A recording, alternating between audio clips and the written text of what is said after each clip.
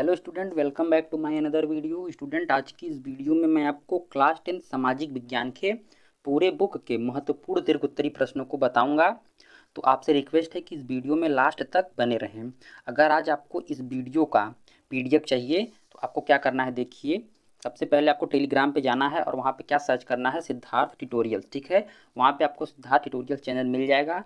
वहाँ पे आपको ज्वाइन हो जाना है। और जैसे ही आप ज्वाइन होंगे तो वहाँ पे आपको नोट्स और पीडीएफ पूरा फ्री में मिल जाएंगे, ठीक है। और अगर आप इस वीडियो के डिस्क्रिप्शन में जाएंगे तो वहाँ पे भी आपको टेलीग्राम का लिंक मिल जाएगा। आप वहाँ सीधे ज्वाइन हो सकते हैं। और अगर आप चैनल पर पहली बार आए हैं तो प्लीज़ चैनल को सब्सक्राइब कर दें। चलिए अब हम सभी इंपॉर्टेंट क्वेश्चन को देखते हैं। देखिए, जो हमारा सबसे पहला इंपॉर्टेंट क्वेश्चन है वो क्या है, 1769 की फ्रांसीसी क्रांति का फ्रांस और यूरोप पर क्या प्रभाव पड़ा, ठीक है। देखिए, जो 1769 की, ठीक है, 1769 की जो फ्रांसीसी क्रांति हुई थी, उस क्रांति का फ्रांस देश पर और यूरोप पर, ठीक है, इन दोनों देशों पर क्या प्रभाव पड़ा, ठीक है। वेरी इंपॉर्टेंट क्वेश्चन है और ये इतिहास से क्वेश्चन है। आज मैं आपको 18 दीर्घोत्तरी प्रश्न को बताऊंगा। अगर आप इन क्वेश्चन को तैयार कर लेते हैं तो समझ लीजिए कि बोर्ड एग्जाम में आपका जो भी दीर्घोत्तरी क्वेश्चन पूछे जाएंगे उससे आपका एक भी क्वेश्चन नहीं छूटेगा। तो आपको सभी क्वेश्चन को जरूर से जरूर देखना है। अगला देखिए, जो हमारा क्वेश्चन है वो क्या है, इटली के एकीकरण की प्रक्रिया का वर्णन कीजिए, ठीक है। जो इटली देश है उसके एकीकरण की जो प्रक्रिया थी उसका आपको वर्णन करना है। तीसरा हमारा जो क्वेश्चन है वो क्या है, गांधी जी की नमक यात्रा का वर्णन कीजिए, ठीक है। जो हमारे राष्ट्रपिता महात्मा गांधी जी ने नमक यात्रा चलाया था, ठीक है, उसका आपको वर्णन करना है, ठीक है, कि गांधी जी ने नमक यात्रा क्यों प्रारंभ किया था, ठीक है। उसके बाद हमारा चौथा क्वेश्चन भी देखिए गांधी जी से ही रिलेटेड है।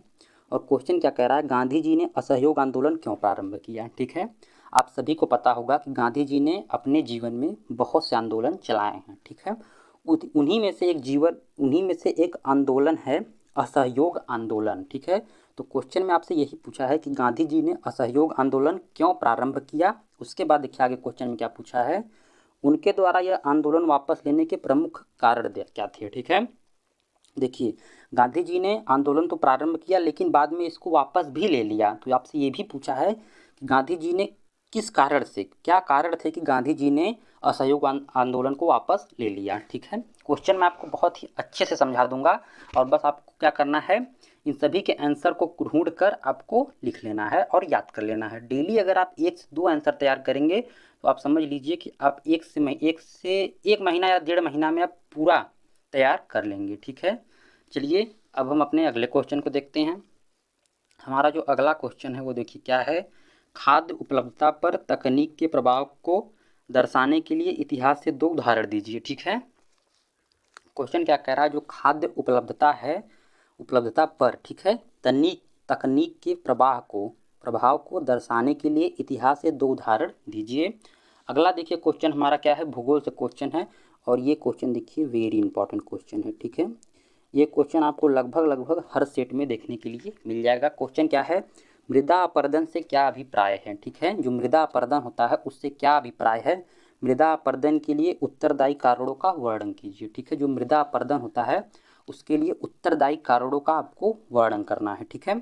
अगला देखिए हमारा क्वेश्चन है, ये भी देखिए वेरी इंपॉर्टेंट क्वेश्चन है, ठीक है, वेरी इंपॉर्टेंट है। क्योंकि आपके बोर्ड एग्जाम में जो भी मृदा से क्वेश्चन पूछे जाते हैं, ठीक है, वो 1 से 2 क्वेश्चन हैं जो कि बिल्कुल फिक्स हैं। एक तो हमारा ये वाला हो गया मृदा अपरदन वाला, और दूसरा ये हो गया मृदाओं का वर्णन कीजिए। क्या है क्वेश्चन, भारत में पाई जाने वाली विभिन्न प्रकार की मृदाओं का वर्णन कीजिए, ठीक है। देखिए, आपको पता है कि भारत में बहुत सी मृदाएं पाई जाती हैं, जैसे लाल मृदा, काली मृदा, ठीक है, लेटराइट मृदा, बलुई मृदा, दोमट मिट्टी, मतलब बहुत सी मिट्टी पाई जाती हैं, ठीक है। जो भी 6 से 7 मिट्टी आपके भारत में पाई जाती हैं उन सभी मृदाओं को आपको वर्णन करना है, ठीक है। अगर आप सभी मृदाओं का वर्णन करते हैं तो आपको बोर्ड एग्जाम में इसके लिए टोटल 6 नंबर दिए जाएंगे। तो आप समझ सकते हैं कि ये कितना इंपॉर्टेंट क्वेश्चन है, ठीक है। चलिए अब हम आगे देखते हैं अपने और इम्पॉर्टेंट क्वेश्चन को। हमारा देखिए जो अगला क्वेश्चन है वो क्या है, बहुउद्देशीय परियोजना से होने वाली प्रमुख लाभों का वर्णन कीजिए, ठीक है। देखिए, एक परियोजना है बहुउद्देशीय परियोजना, ठीक है, इससे जो लाभ हैं आपको उन्हीं का वर्णन करना है, ठीक है। हमारा अगला 9वां क्वेश्चन है, मोस्ट इंपॉर्टेंट क्वेश्चन है, ठीक है। ये क्वेश्चन भी बोर्ड एग्जाम में लगभग हर साल पूछा जाता है। क्वेश्चन क्या है, कृषि की 3 प्रमुख समस्याओं का उल्लेख कीजिए। ठीक है, जो किसान हैं, ठीक है, उनको कौन सी प्रमुख 3 समस्याओं का सामना करना पड़ता है, आपको उसका उल्लेख करना है। ठीक है, हमारा अगला क्वेश्चन है, भारत कृषि पर वैश्वीकरण के प्रभाव पर टिप्पणी लिखिए। ठीक है, जो भारतीय कृषि है, ठीक है, उस पर जो वैश्वीकरण है उसका क्या प्रभाव है, उस पर आपको टिप्पणी लिखना है। ठीक है, टोटल ये क्वेश्चन 6 नंबर का है।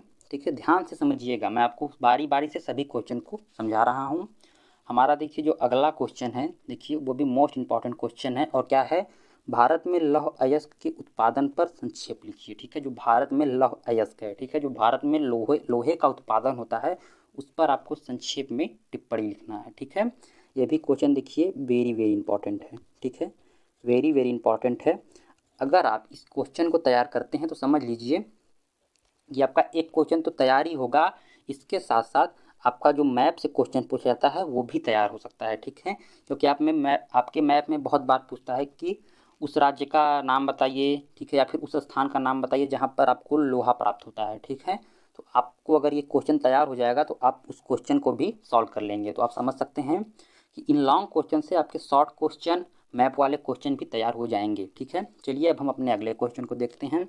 हमारा जो अगला क्वेश्चन है वो देखिए मोस्ट इंपॉर्टेंट क्वेश्चन है। क्वेश्चन क्या है, परिवहन तथा संचार के साधन किसी देश की जीवन रेखा तथा अर्थव्यवस्था क्यों कहे जाते हैं। ठीक है, अब देखिए जो परिवहन हो गया तथा संचार हो गया, ठीक है, ये दोनों साधन जो हो गए किसी देश की जीवन रेखा तथा अर्थव्यवस्था क्यों कहे जाते हैं, आपको इस पर एक टिप्पणी लिखना है, यानी कि सटीक आंसर आपको देना है परिवहन तथा संचार पे। ठीक है, ये भी क्वेश्चन देखिए वेरी वेरी इंपॉर्टेंट क्वेश्चन है।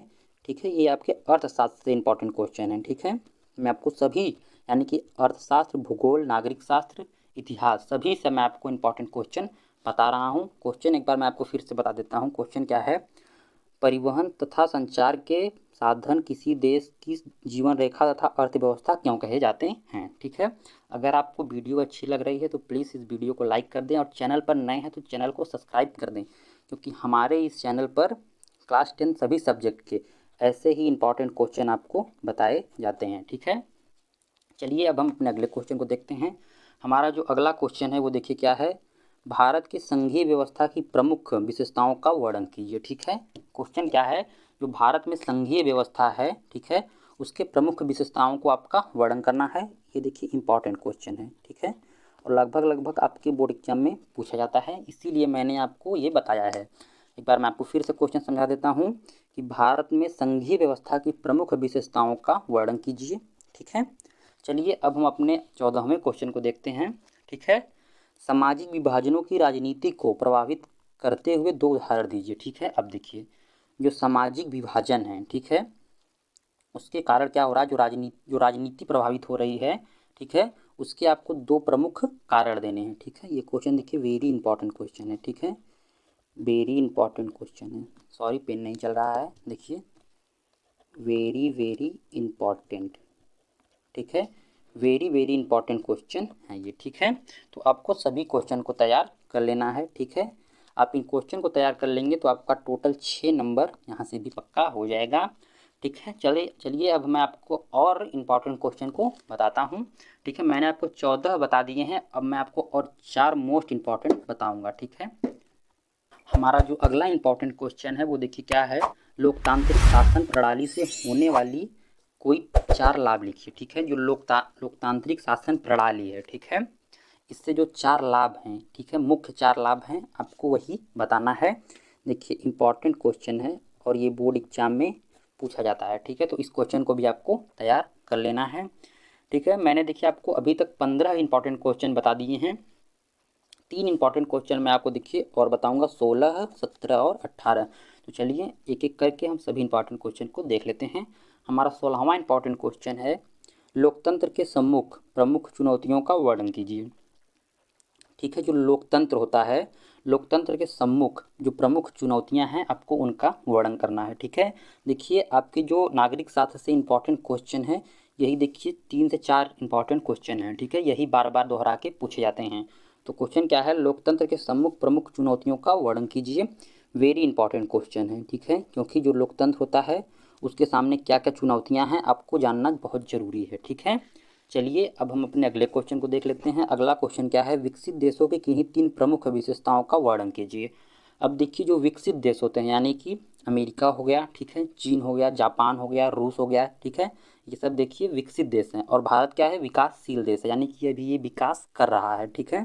तो आपसे क्या पूछा है, विकसित देशों की किन्हीं 3 प्रमुख विशेषताओं का वर्णन कीजिए, ठीक है। जो विकसित देश होते हैं उनके जो प्रमुख विशेषताएं होती हैं उनको आपको लिखना है, ठीक है। इंपॉर्टेंट क्वेश्चन है, ठीक है, क्योंकि अभी हम विकसित हुए नहीं हैं, अभी तो हम विकासशील हैं, यानी कि हम अभी विकास कर रहे हैं। तो हमें जानना बहुत ज़रूरी है कि जो विकसित देश होते हैं, ठीक है, उससे उन्हें क्या फ़ायदा होता है, यानी कि उनकी 3 प्रमुख विशेषताएं क्या हैं, आपको वही लिखना है। वेरी वेरी इंपॉर्टेंट क्वेश्चन है, ठीक है, क्योंकि ये क्वेश्चन आपको जानना बहुत ज़रूरी है। आज का हमारा जो अंतिम क्वेश्चन है वो देखिए क्या है, वैश्वीकरण से आप क्या समझते हैं, अपने शब्दों में स्पष्ट कीजिए, ठीक है। जो वैश्वीकरण होता है, ठीक है, उससे आप क्या समझते हैं, अपने शब्दों में लिखिए, ठीक है। इंपॉर्टेंट क्वेश्चन है, ठीक है, और नागरिक शास्त्र से भी मोस्ट इंपॉर्टेंट क्वेश्चन है, तो इसको भी आपको तैयार कर लेना है। आज मैंने देखिए आपको टोटल कितने क्वेश्चन बताए हैं, 18 क्वेश्चन बताए हैं, ठीक है, 18 क्वेश्चन बताए हैं। अगर आप इन सभी क्वेश्चन को तैयार कर लेते हैं तो समझ लीजिए कि बोर्ड एग्जाम में आपका दीर्घ उत्तरीय प्रश्न से कोई भी क्वेश्चन पूछा जाएगा तो आपका आज ही क्लियर हो गया है, ठीक है। अगर आज की वीडियो आपको पसंद आई है तो प्लीज़ इस वीडियो को क्या कर दीजिए, लाइक कर दीजिए, ठीक है। और सबसे बड़ी बात कि अपने सभी फ्रेंड्स के पास इस वीडियो को ज़रूर से ज़रूर शेयर कीजिए। और अगर आप चैनल पर पहली बार आए हैं तो प्लीज़ आपसे रिक्वेस्ट है हमारे चैनल को सब्सक्राइब कर दीजिए, ठीक है, क्योंकि हमारे चैनल पर क्लास 10th के सभी सब्जेक्ट की तैयारी बिल्कुल फ्री में कराई जा रही है, ठीक है। तैयारी के साथ साथ जो सभी सब्जेक्ट हैं, यानी कि टोटल कितने सब्जेक्ट हैं, टोटल 6 सब्जेक्ट हैं, ठीक है। इन सभी सब्जेक्ट के जो इम्पोर्टेंट क्वेश्चन हैं, ठीक है, जैसे आज मैंने आपको सोशल साइंस के 18, ठीक है, 18 दीर्घ उत्तरीय क्वेश्चन को बताया है, ऐसे ही सभी सब्जेक्ट के इम्पोर्टेंट क्वेश्चन को बताता हूँ, ठीक है। तो आप चैनल से जुड़ जाएं, अगर आप चैनल से जुड़े रहेंगे तो आपको सबसे पहले वीडियो देखने का मौका मिलेगा। तो आप प्लीज़ जुड़ जाएं। उसके बाद हम मिलते हैं आपसे नेक्स्ट वीडियो में, तब तक के लिए जय हिंद, जय भारत।